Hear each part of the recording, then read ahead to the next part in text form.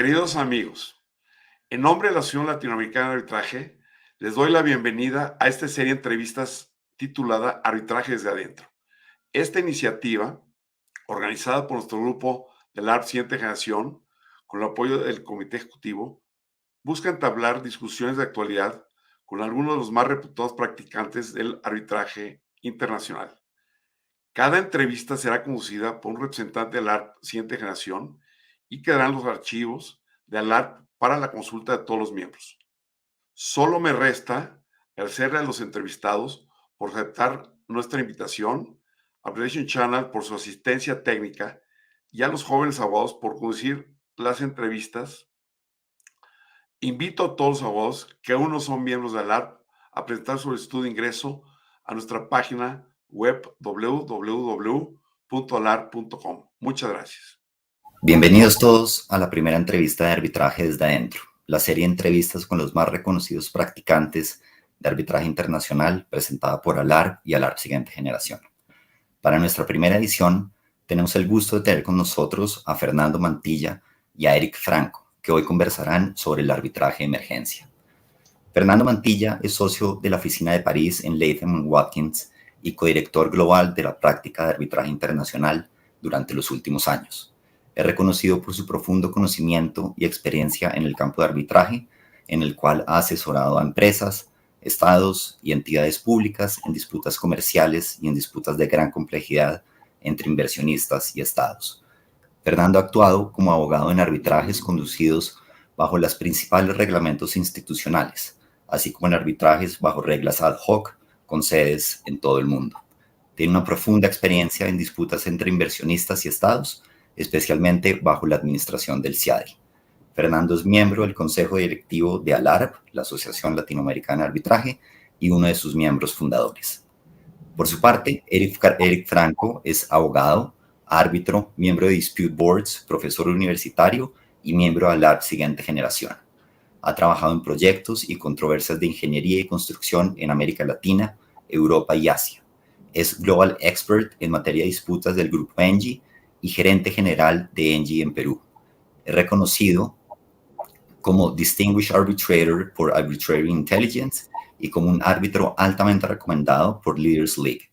Es miembro del Grupo Latinoamericano de Arbitraje de la Cámara de Comercio Internacional y colíder de uno de los grupos de trabajo del Task Force de Arbitraje y ADR de la Cámara de Comercio Internacional.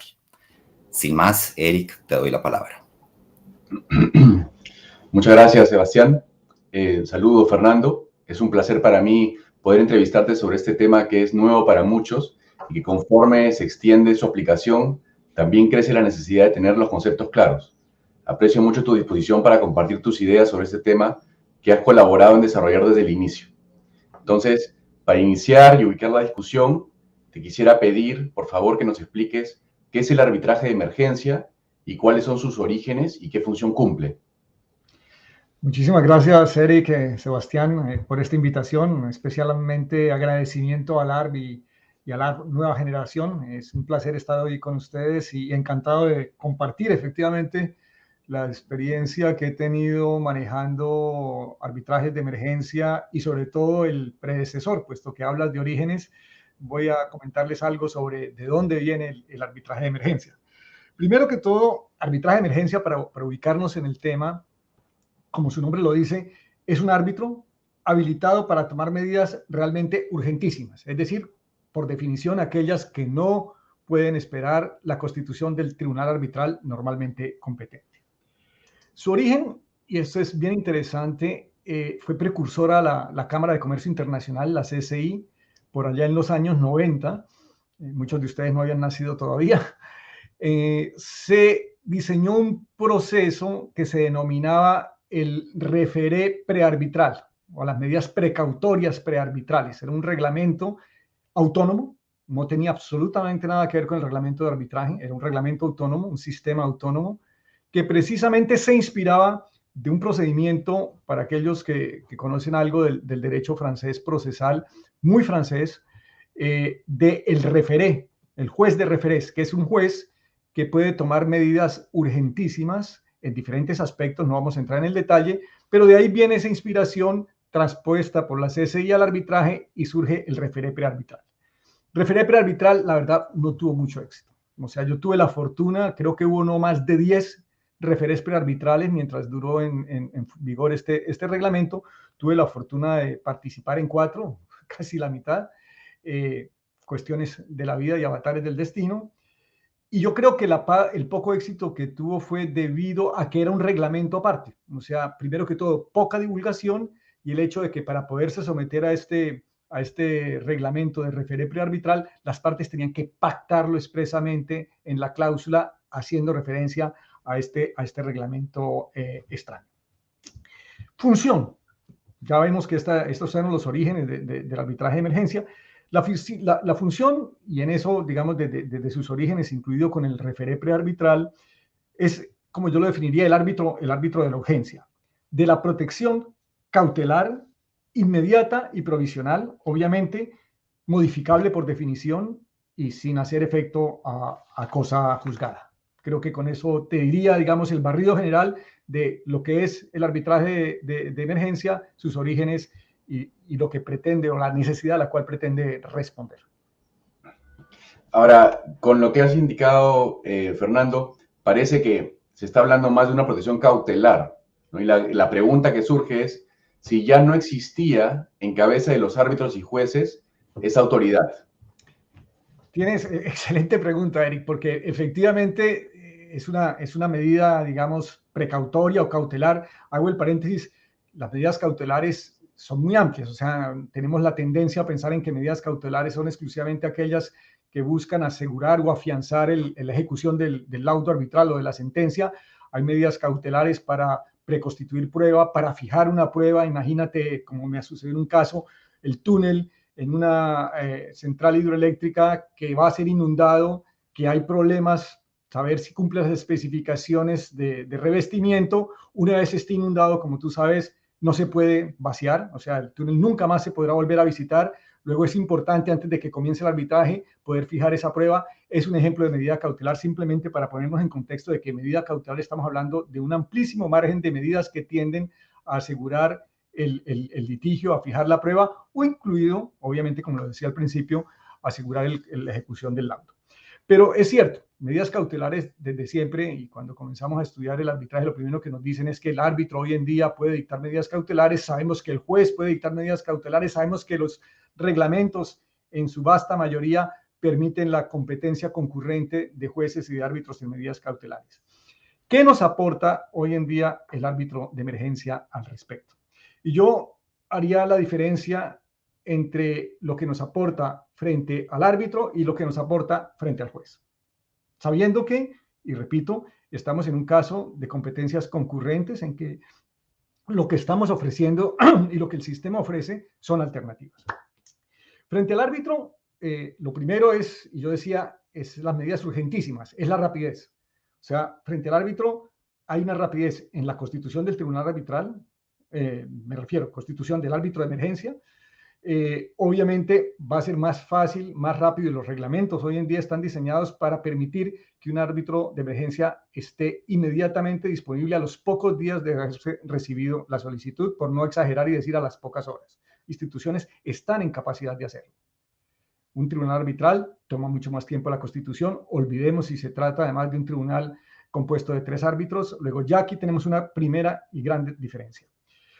Pero además también el procedimiento.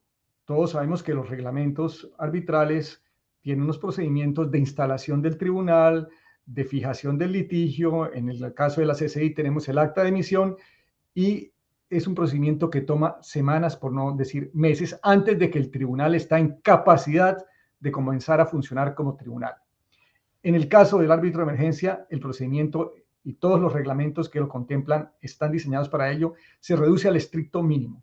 Salvaguardando obviamente el debido proceso, lo que se hace es que se permite que este árbitro rápidamente se pueda poner manos en el asunto y que los plazos para las partes sean brevísimos, de forma tal que se tenga una decisión en cuestión de semanas. Frente al juez. Perdón, déjame que te añada un punto adicional que me parece muy importante frente al árbitro. Y es que existe la ventaja de que desaparece, que siempre el problema del amparo cautelar, el riesgo del prejuzgamiento. Cuando la decisión cautelar reposa en la misma institución, en la misma persona o en el mismo cuerpo que debe decidir sobre el fondo, siempre existe ese temor al prejuzgamiento de parte del juzgador y ese temor de quien pide la medida de convencer a ese juez o a ese árbitro de que puede dictar las medidas sin atarse las manos respecto del fondo. Y esta es una espada de Damocles que siempre tenemos presente cuando tenemos una petición cautelar frente a la persona o juez competente sobre el fondo. El árbitro de emergencia no puede ser juez de fondo, no decide el fondo y además su medida es controlable por el tribunal de fondo, es decir, por el tribunal arbitral. Luego, el árbitro de emergencia, sinceramente, no debería ni siquiera preocuparse por el prejuzgamiento. Eso no lo toca. Es imposible que prejuzgue. Y eso es una gran ventaja tanto para el árbitro de emergencia como para la parte que está solicitando la medida. Pasemos ahora a las diferencias árbitro de emergencia juez. La primera, y probablemente la más importante, que también juega cuando estamos hablando juez tribunal arbitral, es que la jurisdicción es mucho más amplia. Un juez, por definición, tiene unas reglas de competencia por la materia, por el territorio, que se las fija su foro. El juez brasilero de Río de Janeiro, pues tendrá cierta competencia para ciertas medidas cautelares, no para todas ellas. Cito un ejemplo, tendrán los bienes que están ubicados dentro de su jurisdicción, etc. Esto obviamente en un árbitro y en un árbitro de emergencia aún menos no existe. Esas limitaciones de jurisdicción y de competencia no existen. La segunda y tal vez la más importante es que además no existen limitaciones ni cortapisas respecto del tipo de medida que puede tomar. Un juez no podrá tomar aquellas medidas que no estén amparadas por el sistema judicial del cual emana su autoridad. O sea, si el sistema judicial solo permite cierto tipo de auxilio cautelar, pues el juez no podrá crear uno nuevo, por más de que la parte se lo solicite, por más que la parte le explique que lo puede hacer, el juez tendrá que circunscribirse a aquellas medidas para las cuales su sistema judicial lo ha autorizado. El árbitro de emergencia, como ustedes lo pueden ver y podremos hablar más adelante de ello, no tiene límite de ningún tipo y los reglamentos no limitan la posibilidad de dictar medidas cautelares. Excelente, Fernando. Creo que ha quedado bastante claro que hay una justificación importante para contar con esta medida. Ahora que tenemos claros los conceptos generales, quisiera pasar a preguntarte sobre la regulación. ¿Qué se requiere para que exista un árbitro de emergencia? Mira, el árbitro de emergencia, y en esto estamos hablando al fin y al cabo de arbitraje, lo que se requiere es el consentimiento de las partes. O sea, se necesita que de una u otra forma las partes hayan aceptado que exista esta figura y que puedan recurrir a ella. Y esto se puede hacer de diferentes formas, o porque evidentemente en el convenio arbitral o en la cláusula arbitral expresamente diseñen una posibilidad de acudir a un árbitro de emergencia, o más fácil aún, y es lo que obviamente yo recomendaría, remitiéndose a reglamentos que permitan la figura del árbitro de emergencia y obviamente pues a partir de ese momento inmediatamente tienen la posibilidad, obviamente que no la obligación, y el hecho de que un reglamento tenga arbitraje de emergencia no quiere decir que las partes tendrán que utilizarlo, obviamente. Pero para resumir, lo único que se requiere y lo único que le da entidad, carta de naturaleza al árbitro de emergencia es que las dos partes hayan acordado que pueden recurrir a esta figura y que la pueden acudir dentro de los parámetros que ellas mismas han fijado directamente o por referencia a un reglamento de arbitraje. Y si tomamos como punto de partida el consentimiento, ¿qué aspectos tendría que regular un reglamento para apoyar el desarrollo de un arbitraje de emergencia? Yo te diría que en eso los menos posibles. Y para mí los reglamentos deberían limitarse simplemente a las cuestiones esenciales y yo creo que eso lo han comprendido muy bien las diferentes instituciones, porque si tú analizas las diferentes instituciones que han adoptado reglamentos en materia de arbitraje de emergencia, se concentran en tres elementos que para mí son los fundamentales. El primero es rapidez en la designación. Entonces, no importa si la institución tiene listas, si tiene que acudir a comités nacionales, como en algún momento dado es el caso de la CCI, o si tiene que tener algún tipo de procedimiento pasando por algún comité de nominaciones. Cuando se trata de árbitro de emergencia, se necesita la mayor rapidez posible, de tal forma que en horas, no más de días, se pueda tener un árbitro de emergencia funcionando. Y eso yo creo que es lo más importante en la regulación del procedimiento de arbitraje de emergencia. Segundo punto, y lo hilo con lo que venía diciendo, el procedimiento. Es decir, que se establezca, porque, a ver, ¿qué te voy a decir? Y aquí pongo un paréntesis y yo creo que parte de este diálogo comparta con ustedes también un poco de la experiencia práctica. En una situación de árbitro de emergencia, por lo general, vas a tener una parte reticente. Una parte está diciendo que es urgente, que es fundamental, y la otra parte va a decir, no, pero no es necesario, esperemos a que constituya el tribunal arbitral. Entonces, si el procedimiento ofrece posibilidades de que una parte diga, no, yo tengo derecho a una audiencia, yo tengo derecho a replicar, a triplicar, obviamente a partir de ese momento la urgencia y la diligencia con la que pueda operar el procedimiento comienza a sufrir seriamente. Entonces es importante que con anticipación, es decir, cuando se fija en el reglamento, las dos partes ya han consentido previamente a un procedimiento abreviado, por lo tanto nadie puede criticar, levantar la mano para decir que se le está violando el debido proceso que ella aceptó previamente. Es importante que el reglamento prevea esas etapas recortadas, la no necesidad de audiencia, obviamente si el árbitro de emergencia considera importante oír a las partes directamente, pues está dentro de sus prerrogativas, pero que en ningún momento sea un derecho de las partes a participar en audiencia, que no sea un derecho de las partes a replicar indefinidamente, sino que esté muy, muy limitado. Y eso, en la medida en que se haga, y lo repito, previamente, nadie puede manifestarse diciendo que se le está violando el debido proceso porque previamente habrá aceptado dicho procedimiento. Tercer elemento, entonces decía, constitución rápida, procedimiento eficaz y también diligente. Y tercero, la decisión. Es importante que se tenga una decisión que tenga un valor obligatorio para las partes. Aquí los reglamentos hacen lo que pueden, los reglamentos no pueden darle una fuerza ejecutoria a una decisión porque eso va a depender de cada jurisdicción, pero los reglamentos sí lo que pueden es que esa decisión sea también dictada lo más rápido posible. Y aquí va una sugerencia, porque no he visto muchos reglamentos que lo digan, que yo creo que los reglamentos deberían incluir que la decisión basta con que sea razonablemente motivada. Yo he visto casos de árbitros de emergencia que dictan órdenes o decisiones o laudos de 35, 40 páginas. Totalmente innecesario. O sea, yo preferiría que me lo dictaran 24, 48 horas, 4 días antes, que tuviera 5 páginas máximo, donde yo no necesito que me cuenten lo que pasó en el procedimiento, yo no necesito que me expliquen cuáles son los hechos, yo lo que necesito saber es el análisis del punto, el criterio del tribunal arbitral, del árbitro de emergencia y por qué se tomó la decisión y cuál es la decisión. Y eso, sinceramente, en 5 páginas es más que suficiente en un caso de arbitraje de emergencia. Habrá siempre excepciones, pero creo sinceramente que es tal vez el punto que se debería añadir en los reglamentos, limitar el volumen del laudo y en ese caso, y el razonamiento, y vuelvo y repito, si las partes han aceptado que eso sea así, nadie podría después quejarse de que el laudo no está suficientemente motivado, de que no les contaron todas las posiciones de las partes, de que no relataron todo el procedimiento, porque las partes habrán acordado que sea un laudo sucinto. Y yo creo que tal vez es ahí donde todavía queda una tarea para hacer por parte de las instituciones. Luego, esos 3 puntos creo que son los esenciales para dotar de eficacia y validez el arbitraje de emergencia, Eric. Me quedo con la idea de que menos regulación es más, ¿no? Y en el abanico de reglamentos a nivel mundial, ¿cómo ves el desarrollo de la regulación, ¿no? Es algo relativamente nuevo, pero que se ha extendido bastante. ¿Qué reglamentos lo contemplan?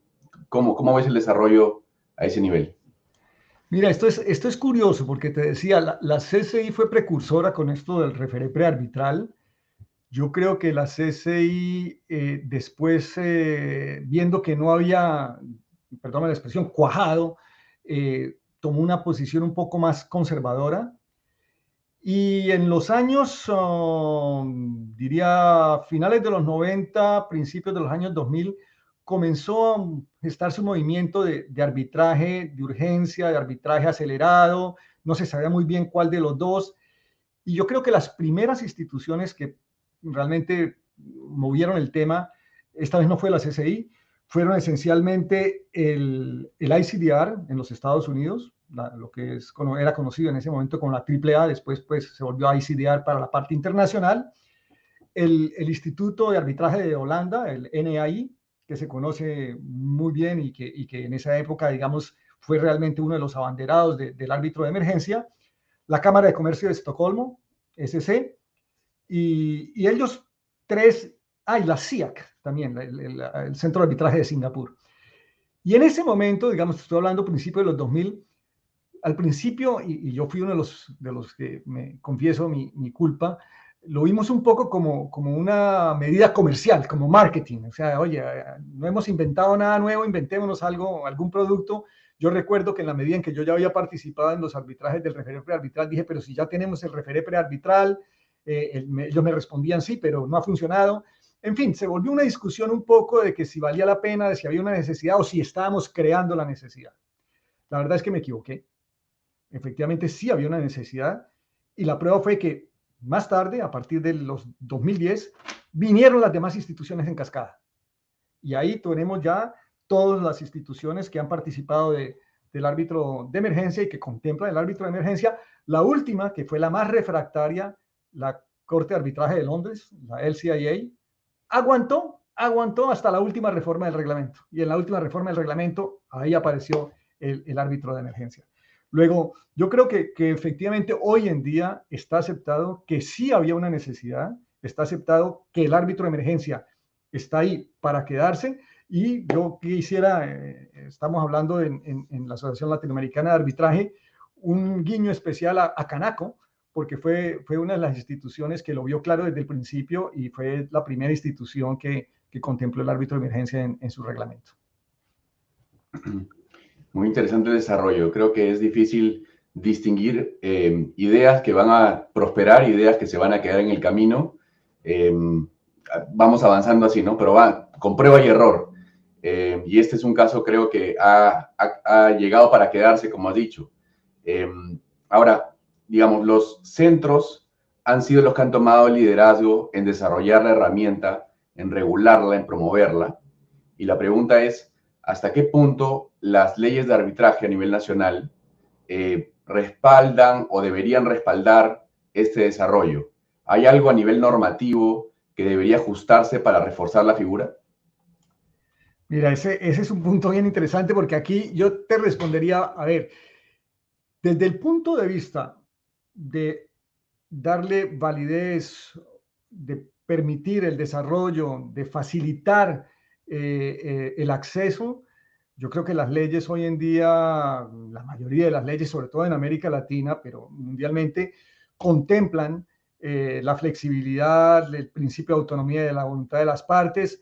Luego, todos los requisitos que van a permitir que unas partes, en uso de sus libre disposición de derechos disponibles, puedan someterse a un árbitro de emergencia, están dados. Entonces, para la génesis del árbitro de emergencia, yo creo que no es absolutamente necesario ningún tipo de reforma. Es más, me preocuparía que de pronto algún legislador innovador le diera por meterle la mano a la regulación del arbitraje de emergencia, porque creo que podría crear más camisas de fuerza que verdaderamente posibilidades de desarrollo. Sin embargo, sí hay un punto donde quizás es donde, y aquí no solamente América Latina, sino en general las jurisdicciones y las leyes de arbitraje del mundo podrían aportar algo, y es, y me imagino que vamos a volver sobre el tema, y es sobre la fuerza ejecutoria de las decisiones del árbitro de emergencia. Porque ahí ha habido cierta duda, todavía hay cierto debate, es que son obligatorias, qué tan obligatorias, tienen la obligación de la fuerza contractual exclusivamente o tienen una fuerza jurisdiccional como de un laudo arbitral que yo pudiera utilizar el recurso a los jueces locales para que ejecuten una decisión del árbitro de emergencia. Y ahí hay cierta flotación, cierta duda que probablemente sería bienvenido que las legislaciones lo aclararan. Y Y ahora entrando a temas un poco más procesales, hay una discusión sobre admisibilidad o jurisdicción del árbitro de emergencia con relación al cumplimiento de los escalones previos en cláusulas escalonadas, ¿no? Conforme se va avanzando en el uso del árbitro de emergencia, van surgiendo más dudas y controversias, que es lo natural, ¿no? ¿Tú ves alguna tensión en esta relación entre cláusulas escalonadas y arbitraje de emergencia? ¿Cómo ves que se va desarrollando?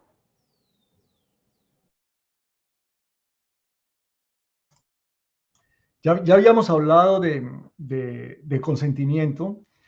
Yo creo que aquí el problema, digamos, y déjame lo tomo sobre la base, las cláusulas escalonadas. El problema de las cláusulas escalonadas es esencialmente, y yo estoy seguro que lo has visto en el ejercicio profesional, Eric, es un problema de redacción. O sea, yo per se no estoy ni en favor ni en contra de las cláusulas escalonadas. Yo creo que en determinadas circunstancias, pienso sobre todo en los grandes contratos de infraestructura, pueden tener una cierta utilidad. Ahora, lo que se requiere, y es lo que yo aconsejo a mis clientes cuando me consultan sobre la redacción de la cláusula en este tipo de contratos, es que esté muy bien delimitada. Cuando digo muy bien delimitada es las competencias, qué son las cuestiones que deben ir a cláusula escalonada y sobre todo, si no hay una división de cuestiones que deben ir a resolución de cláusula escalonada, fijar los plazos. O sea, estos escalonamientos tienen que tener unos plazos directos, que tal forma que se sepa cuándo comienza y cuándo termina, y no que quedemos en un limbo en el que lo que creemos es un nuevo litigio dentro del litigio, esta vez decidiendo si efectivamente el litigio está maduro para poder sometido al arbitraje o si no se han agotado las etapas previas. En fin, ¿qué te voy a contar? Tú en tu vida profesional estoy seguro que ya has enfrentado estas situaciones. Frente al árbitro de emergencia, yo no veo realmente problema de escalonamiento, porque yo creo que el árbitro de emergencia, digamos, en esto va a funcionar más como el árbitro de fondo. Es decir, es una función exclusiva de urgencia, y cuando hablo de urgencia es por la sencilla razón de que no va a ser posible acudir a otro mecanismo que permita el contrato obtener la misma decisión. Entonces yo veo mal como una cláusula escalonada podríamos poder sustituir el árbitro de emergencia o entrar en choque con el árbitro de emergencia. Ahora, dicho esto, y aquí tomo como ejemplo el reglamento de la CCI, porque es una disposición muy particular del reglamento de la CCI.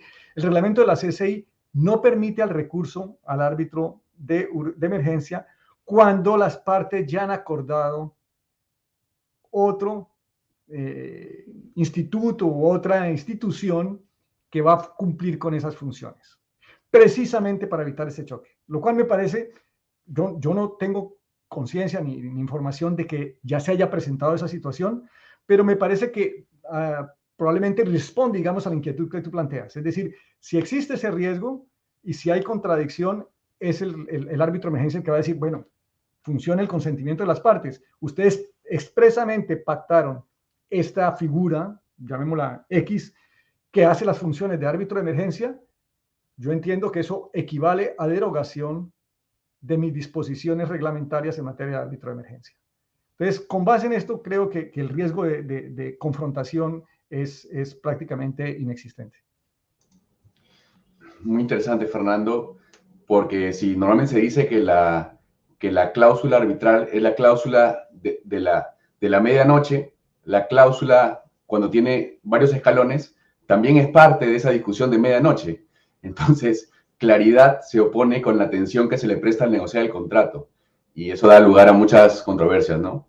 Te quisiera preguntar sobre el estándar de motivación o el estándar aplicable que deben considerar los árbitros de emergencia al otorgar los remedios que se les solicitan.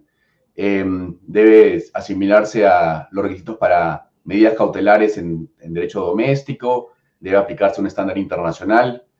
¿Qué opinas al respecto?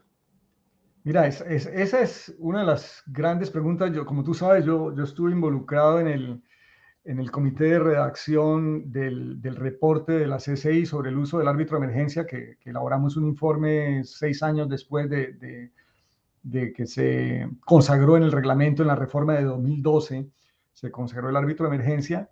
Y una de las cuestiones que se debatía frente a la experiencia que se ha vivido era esa duda que existía en los tribunales arbitrales y aún en quienes pedían la intervención del árbitro de emergencia sobre el estándar a aplicar.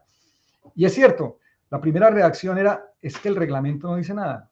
Cuando vamos al reglamento de arbitraje de la CCI y a la parte que regula el árbitro de emergencia, incluido su apéndice, podríamos decir, bueno, y estos estándares clásicos que vemos de las medidas cautelares, el fumus bonis juris, la apariencia de buen derecho que llaman otros, todos los demás, digamos, el equity que llaman los americanos, es que existe algo similar, digamos, hay un catálogo que debemos nosotros chequear, y la verdad es que yo creo que todos esos son criterios locales.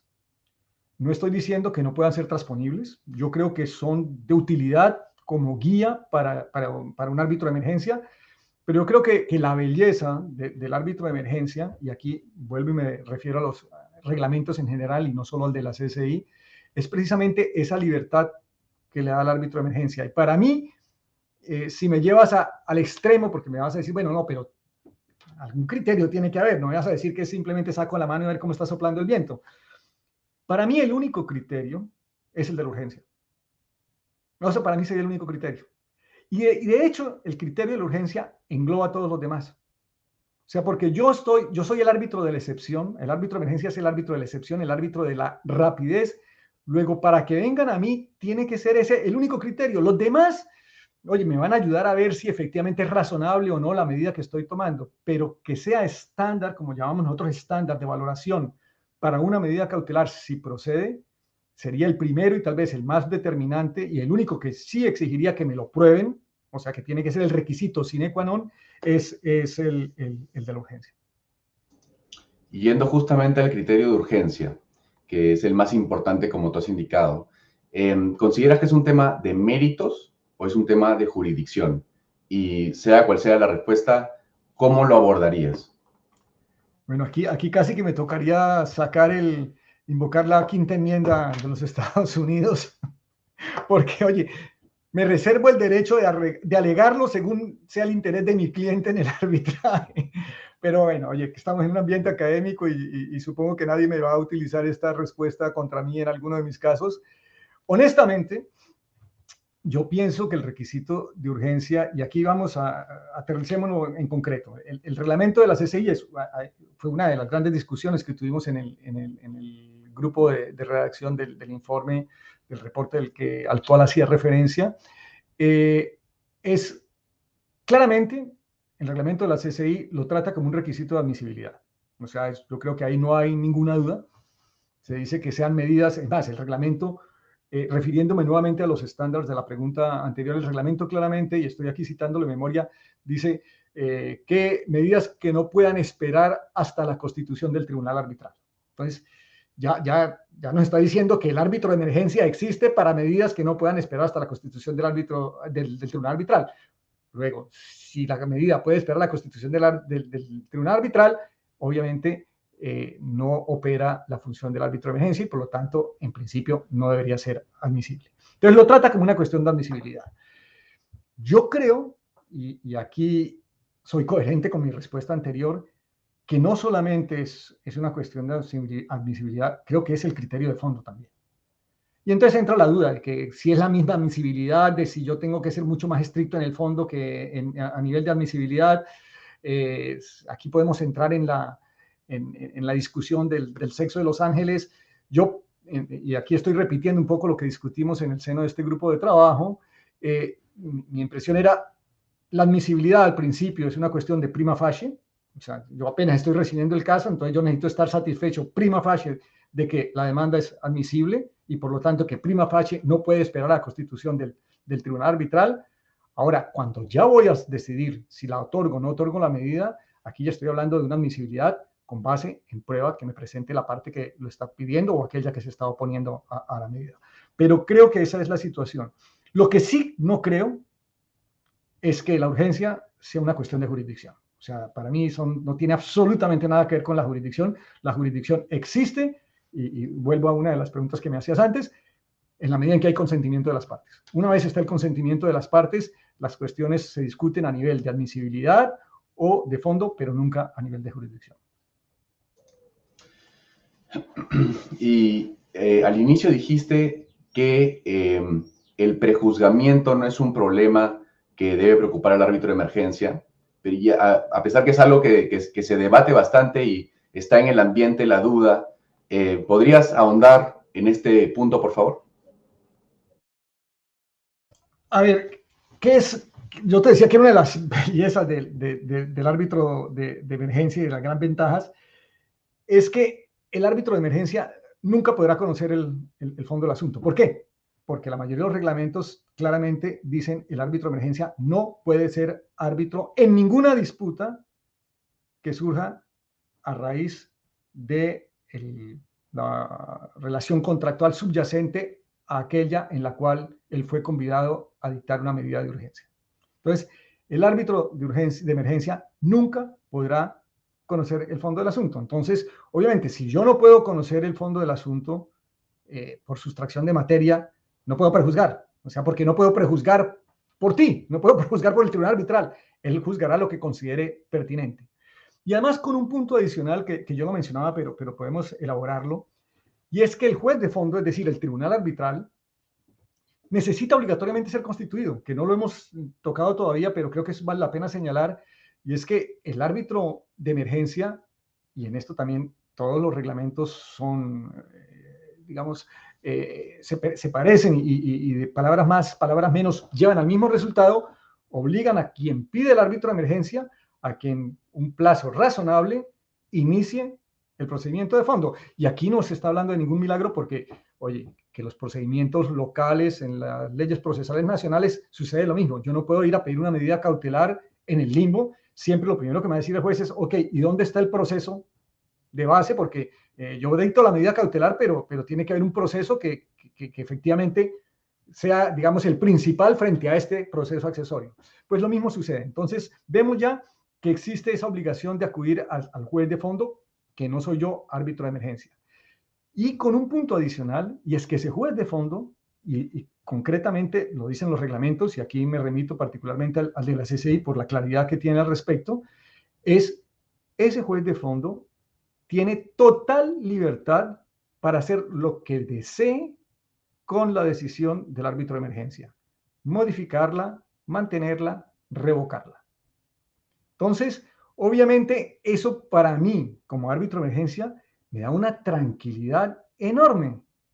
Yo me debo concentrar, y eso es lo que yo haría como árbitro de emergencias, yo me debo concentrar en el momento aquí presente. No me importa cómo va a evolucionar el litigio, no me importa lo que va a suceder pasado mañana. Yo lo que necesito saber es si en estas 24 horas en las que estoy yo aquí puedo hacer algo para ayudar a esta parte que me está pidiendo legítimamente y si no tiene otra alternativa que yo. Porque si ese es el caso y está dentro de mis capacidades y está dentro de la legitimidad de mi función, ordeno la medida.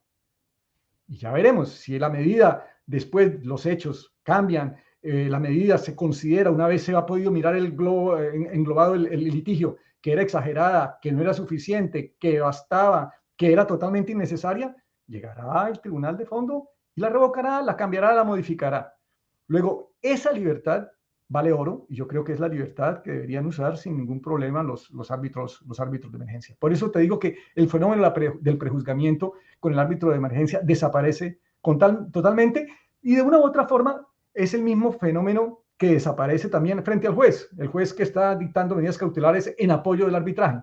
El problema del prejuzgamiento solamente existe cuando la capacidad de decidir sobre el fondo está en manos de la misma persona que está tomando la decisión cautelar.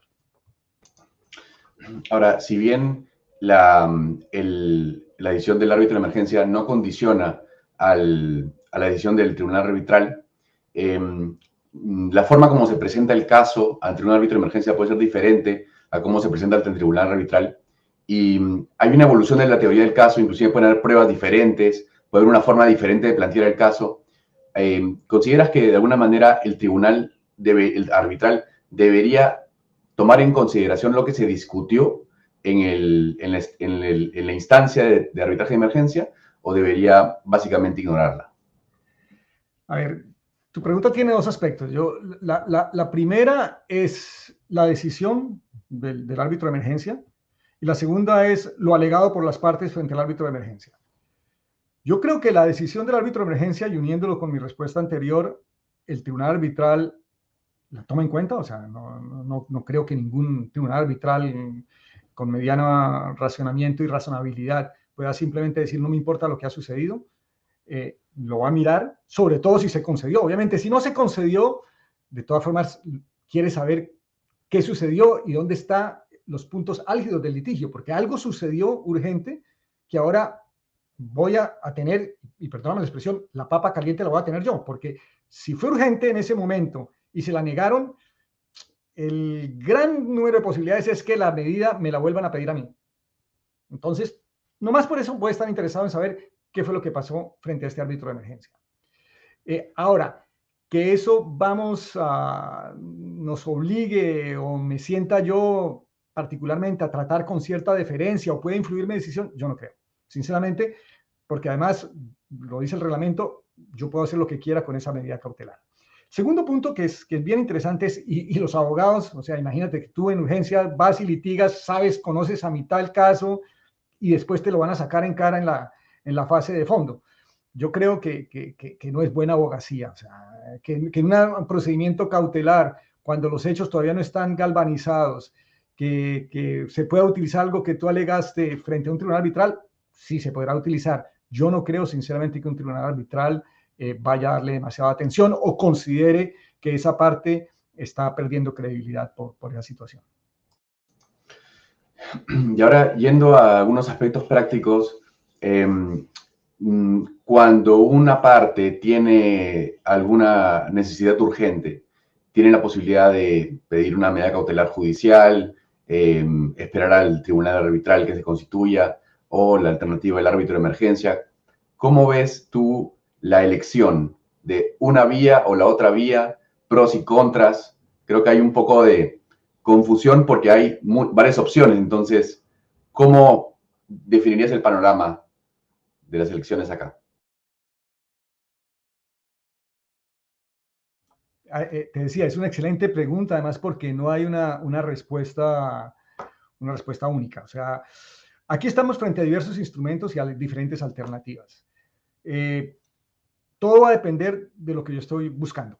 O sea, si yo necesito, por ejemplo, una medida inaudita aparte, yo necesito que la medida sea dictada antes siquiera que la otra parte sepa que yo pedí la medida. Oye, aquí no hay duda, vámonos al juez. No creo que haya muchos tribunales arbitrales que estén dispuestos a dictarte una medida inaudita aparte y menos aún un árbitro de emergencia. Solo, ojo, y aquí hago un paréntesis, solo porque yo ya lo he vivido, obtuve una medida inaudita aparte ante un árbitro de emergencia solo para preservar la decisión del árbitro de emergencia, porque se trataba efectivamente de impedir que una garantía bancaria que iba a ser llamada en 24 horas fuera llamada antes de que el árbitro de emergencia pudiera decir si estaba permitido o no estaba permitido. Y entonces, obviamente, nosotros ofrecimos prorrogar la garantía y al mismo tiempo pedirle al árbitro que inmediatamente se notificara la existencia del arbitraje de emergencia, informar a la parte que no podía pedir la garantía. Y funcionó. Entonces, un caso excepcionalísimo, pero la regla general es que las medidas inaudita aparte vas a donde el juez. Lo mismo, si requieres, por ejemplo, que la medida tenga ejecución sobre bienes que se encuentran en cierta jurisdicción, obviamente lo más fácil es ir al juez. Sin embargo, tú puedes, por ejemplo, querer enviar un mensaje sobre el fondo del asunto o quieres de una u otra forma marcar un punto de fondo. En ese caso, la medida cautelar, no pierdas el tiempo pidiéndosela ni al juez ni a un árbitro de emergencia. Vete al árbitro de fondo, al tribunal arbitral, y en ese caso, pues la forma de seguir es yéndose al tribunal arbitral. Tercer ejemplo, tú necesitas una medida realmente importante, y te doy el ejemplo de la prueba que se necesitaba tomar en este túnel que se iba a inundar. Aquí lo que necesitas es acción inmediata, además con una gran ventaja. Tú vas al tribunal, al árbitro de emergencia, que puede ordenar esa prueba de forma inmediata, permitirme a mí acceso al túnel y tomar las muestras antes de que lo inunden. Y en todo caso, si lo llegan a negar, si lo inundan sin que yo haya podido sacar la prueba, obviamente yo eso lo puedo hacer valer frente al árbitro de fondo. Pero la única forma en que habré podido tener un chance de lograr la prueba es el árbitro de emergencia. Para el tiempo en que el juez decrete la prueba, para el tiempo en que el árbitro de fondo la consiga, el túnel habría sido inundado. Volvemos al cuento de que verdaderamente la gran función del árbitro de emergencia es la urgencia. Otro aspecto bastante práctico es si la decisión del árbitro de emergencia es una orden o un laudo, qué característica tiene y cuáles son los efectos legales de esto, especialmente de cara a la ejecución. Se discute si es que aplica la Convención de Nueva York, se discuten varios aspectos bajo derechos nacionales, etc. ¿Podrías hacernos un panorama del estado de la cuestión, por favor, y tu opinión al respecto? A ver, mira, has tocado el punto álgido hoy en día del árbitro de emergencia. O sea, para mí es hoy la situación, digamos, que pondría un punto de interrogación sobre la eficacia de la decisión del árbitro de emergencia, partiendo de la base que yo necesite la ejecución. Oye, hay muchas medidas, si por ejemplo me ordenan continuar cumpliendo el contrato, para eso no necesito yo ejecución del juez. Entonces, pero puede haber medidas que efectivamente yo necesite el auxilio judicial. Y aquí vamos a tener un problema porque efectivamente, si aplicamos una visión formalista, se podría decir que la medida cautelar en sí misma no es un laudo. Es más, por ejemplo, el reglamento de la CCI claramente dice que no es un laudo, dice que es una orden. Si extrapolamos y miramos la Convención de Nueva York, la Convención de Nueva York no se refiere a órdenes, habla de laudos, sentencias arbitrales. Luego, digamos, hay terreno para decir, no, esa medida yo no la puedo ejecutar porque no es un laudo, y en todo caso, si fuera una decisión arbitral no es definitiva, por naturaleza es temporal y puede ser modificada. Contra eso, digamos, ya ha habido decisiones en que han calificado una orden de laudo, y existen casos, está un caso muy conocido en la jurisprudencia francesa, que es el caso Brasoil, en 1999, en que una orden del tribunal arbitral fue recalificada como laudo y se aceptó un recurso de anulación. Existe también en los Estados Unidos, y concretamente, porque aquí era recurso de anulación, en los Estados Unidos hay un caso de Publicis Communications contra True North, que fue el 7º circuito en el año 2000, si no estoy mal, y en ese caso se recalificó una orden nuevamente, se consideró laudo y se aplicó la Convención de Nueva York. Luego vemos que sí existe esa posibilidad, pero estamos aquí completamente en las manos del juez. Y por eso, un poco con mi anterior respuesta, cuando hablábamos de qué pueden hacer las legislaciones, y ya algunas lo han hecho, Hong Kong, Singapur, para solamente nombrar algunas, Nueva Zelanda, en las cuales expresamente han dicho el árbitro de emergencia es igual a un árbitro y sus decisiones gozan de los mismos beneficios que las decisiones de los tribunales arbitrales.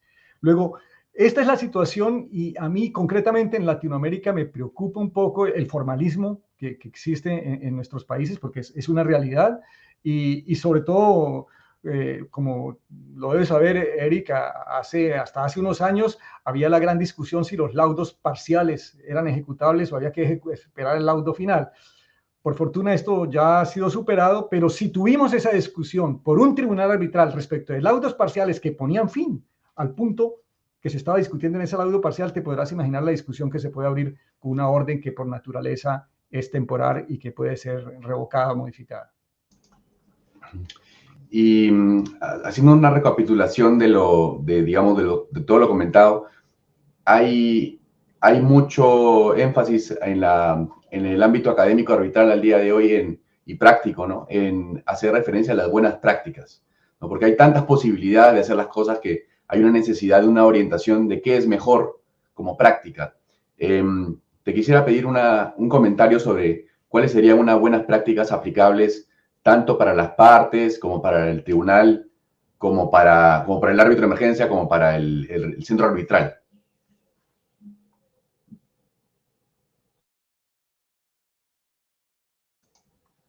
Decía que me lo pones un poco difícil, pero respondo escuetamente en interés del tiempo. Yo te diría, para las partes, yo creo que lo más importante es no perder de vista el objetivo que están persiguiendo. O sea, yo creo que antes de entrar en disquisiciones teóricas sobre si me conviene o si es más interesante o si procesalmente, es qué estoy buscando con la medida cautelar. Y eso necesariamente, cuando respondes a esa pregunta, te va a indicar el camino de cuál de las alternativas que se ofrecen a ti es la adecuada. Y una vez identificas esa alternativa y si esa te lleva al árbitro de emergencia, aprovechar la flexibilidad del procedimiento. Y eso se une con los estándares, etcétera. No busquemos, y aquí yo parodiaría un poco a Erich Fromm en Miedo a la Libertad, o sea, no busquemos la estandarización. Y en el Miedo a la Libertad, Erich Fromm, una de las cosas que señala, dice, estamos entrando en una sociedad de estándares, o sea, todos tenemos que entrar en moldes y seguir ciertos moldes. Pues eso es lo que hay que evitar como abogado cuando estés valiéndote de la flexibilidad que te está ofreciendo el árbitro de emergencia. Como árbitro, y creo que ya un poco lo decía respondiendo a alguna de tus preguntas anteriores, es no olvidar que el árbitro está al servicio de las partes, aún y sobre todo el árbitro de emergencia. Entonces, el árbitro no está ni para difundir doctrina, ni para promover el arbitraje, ni el arbitraje de emergencia, ni mucho menos para crear jurisprudencia. El árbitro de emergencia está ahí para una función que yo calificaría prosaica, pero mucho más noble. Decidir la cuestión que le están sometiendo y decidirla rápido. Y finalmente, respecto de las instituciones, yo creo que aquí lo más importante es divulgación, información, y creo que están haciendo lo correcto al respecto. Y 2 puntos. 1, mucho cuidado en la escogencia de los árbitros, es parte de su función principal por la cual las partes le están remunerando los servicios. Y el punto que yo mencionaba antes, dar indicaciones a los árbitros de emergencia que no necesitan escribir cientos de páginas, sino que basta que en pocas páginas puedan ellos tomar una decisión realmente rápida y que solucione la cuestión coyuntural que se les está sometiendo. Y luego de todos estos años de desarrollo de la figura, con idas y venidas, con el mercado que va madurando, ¿cómo ves el futuro del arbitraje de emergencia y en especial en América Latina? A ver, mira, para los que me conocen saben que yo soy un eterno optimista, además convencido y practicante. Yo creo, y además la vida me lo ha demostrado. O sea, cuando comencé en estas lides del arbitraje, por allá al principio de los años 90, junto con el arbitraje prearbitral, o sea, ya comienza esto a tener sus años, Latinoamérica, en el mundo del arbitraje internacional, en ese momento la única institución que tenía estadísticas más o menos fiables era la CCI, representaba no más del 3% de las partes que se sometían a arbitraje. Hoy en día, América Latina representa, y en ese momento incluía España. Oye, que los españoles, amigos españoles, no me vengan ahora a cobrar que incluíamos España en América Latina. Pero incluíamos España, para inflar un poco las estadísticas. Hoy en día, sin incluir España, América Latina representa más del 15%. Entonces, ya eso es un indicador de que efectivamente el arbitraje en general, y obviamente el arbitraje de emergencia irá de la mano, está sufriendo o está viviendo un desarrollo y continuará viviéndolo en América Latina. Y eso me lo conforta además por 2 cuestiones fundamentales. La primera, porque hoy en día, y esto es evidente y la existencia de ALARB lo ratifica, existe un nutrido grupo de sofisticados profesionales, árbitros y abogados reconocidos mundialmente, latinoamericanos en el mundo del arbitraje internacional. Y lo que más me complace, existe una nueva generación de brillantes practicantes del arbitraje, nuevas caras, y celebro tenerte a ti, a Eric, a Sebastián aquí y a todos los que nos están escuchando, miembros de ALARB jóvenes, que efectivamente me confirman de que el mundo de mañana no podrá sino ser mejor del que tenemos hoy en materia de arbitraje internacional. Muy claro, Fernando, muchas gracias. Has planteado temas muy complejos de una manera sencilla y didáctica. Gracias además por compartir tu experiencia para beneficio de la comunidad arbitral y por ser parte de esta primera entrevista de Arbitraje de Adentro. Gracias. Muchísimas gracias por la invitación y bueno, será un gusto encontrarte pronto personalmente a ti, Sebastián, y a todos los que nos están escuchando. Muchísimas gracias.